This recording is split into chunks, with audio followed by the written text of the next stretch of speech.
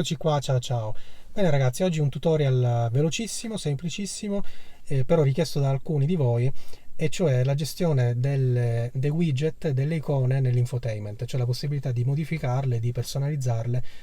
Alcuni hanno difficoltà su questo aspetto, quindi proviamo a risolverlo vedendo brevemente di cosa si tratta. Dunque, la prima cosa che vedremo sarà quella di modificare le nostre icone, quelle che rappresentano un po' le scorciatoie per le app che vogliamo utilizzare più di frequente. E questo è molto semplice. Per esempio, se io voglio togliere da qui il negozio perché non lo utilizzo mai, comunque non lo voglio qui come scorciatoia, lo tengo premuto. Tenendo premuto mi si attiva questo pannello con tutte le app che io posso inserire al posto del negozio. Naturalmente, per esempio, inserisco l'app che non nomino perché insomma probabilmente la utilizzerò di più, anche se ovviamente la utilizzerò col comando vocale, difficilmente andando a premere. Ma insomma, questo è solo un esempio per farvi vedere come è semplice. E a questo punto vado sulla X e ho chiuso il pannello di personalizzazione delle icone. Dunque ragazzi, andiamo a vedere come cambiare anche i widget. È molto semplice perché il meccanismo è esattamente lo stesso di quello che abbiamo utilizzato per le icone.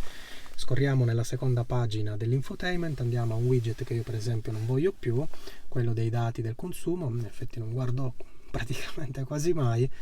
Tengo premuto, così come ho fatto per l'app, per l'icona del negozio, e qui ecco che compaiono le icone che io posso, le app che posso mettere come widget. Alcune sono attive, cioè sono in chiaro, altre sono scure. Probabilmente non lo si vede bene da questa ripresa.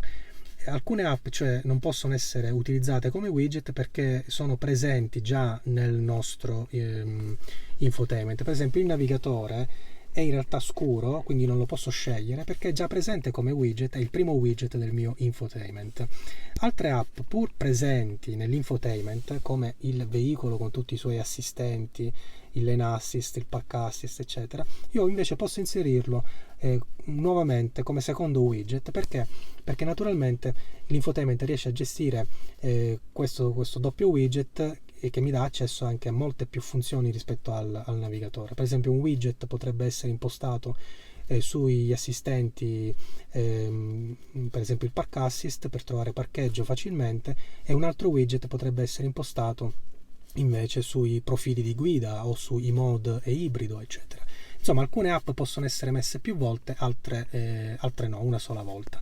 Facciamo finta di voler mettere l'e-manager, cioè il programmatore delle ricariche della batteria, ed eccolo qui al posto del widget dei consumi. Naturalmente questo non scorre, non mi dice molto, mi dice semplicemente un po' la prossima ricarica e le mie programmazioni, quindi non è molto utile alla fine.